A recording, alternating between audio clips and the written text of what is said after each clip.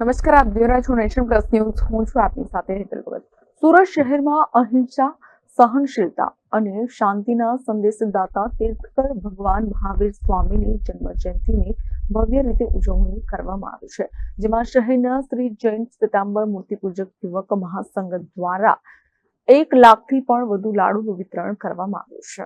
સુરતમાં મહાવીર જયંતિની ભવ્ય રીતે ઉજવણી કરવામાં આવી છે, જેમાં શ્રી જૈન શ્વેતાંબર મૂર્તિપૂજક યુવક મહાસંઘ દ્વારા 1 લાખથી વધુ લાડુનું વિતરણ કરવામાં આવ્યું છે, જેમાં મહાસંઘ દ્વારા શહેરના વિવિધ વિસ્તારો જેવી કે Adajan, virtual shopping centre, Navsari બજાર, અટવા ગેટ, કતારગામ અને વેસુ સહિતના અનેક સ્થાનોએ લાડુ વિતરણના સ્ટોલ ગોઠવવામાં આવ્યા હતા.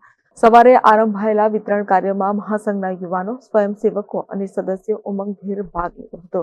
આ કાર્યક્રમ માત્ર લાડુ વિતરણ પૂરતો સીમિત ન હતો, પરંતુ તેમાં સાથે સાથે મહાવીર સ્વામીજીના જીવન ચરિત્ર, તેમની અહિંસાના ઉપદેશો અને આધ્યાત્મિક મૂલ્યોનો પ્રસાર પણ કરવામાં આવ્યો હતો.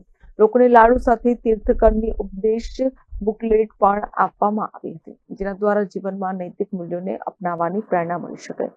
શ્રી મહાસંઘના પ્રમુખે જણાવ્યું હતું કે આવી સેવા કાર્યની પાછળનો ઉદ્દેશ્ય માત્ર પ્રસાદ વિતરણ નહીં, પરંતુ સમાજમાં અહિંસા અને કરુણાનો સંદેશ પહોંચાડવાનો છે. યુવાન પેઢીમાં ધર્મ પ્રેમ અને સંસ્કારના બીજ રોપવાનું કાર્ય અમે આજના દિવસથી કરીએ છીએ. શહેરના નાગરિકો દ્વારા આ આયોજનની ખૂબ પ્રશંસા કરવામાં આવી રહી છે. અનેક પરિવારોના હૈયાને સ્પર્શતા આ કાર્યક્રમે મહાવીર જયંતિને ખરેખર ધર્મમય અને સેવા સંગઠિત બનાવ્યો છે.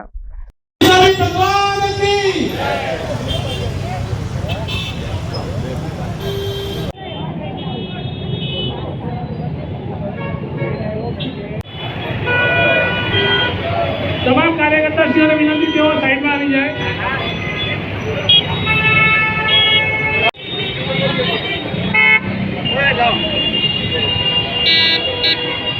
Report Nation Plus News Surat. સમાચારોના સતત અપડેટ મેળવવા માટે અમારી નેશન પ્લસ ન્યૂઝની યુટ્યુબ ચેનલને સબસ્ક્રાઇબ કરો, બેલ આઇકન દબાવો અને જોડાયેલા રહો ફેસબુક, ઇન્સ્ટાગ્રામ અને ટ્વિટર પર.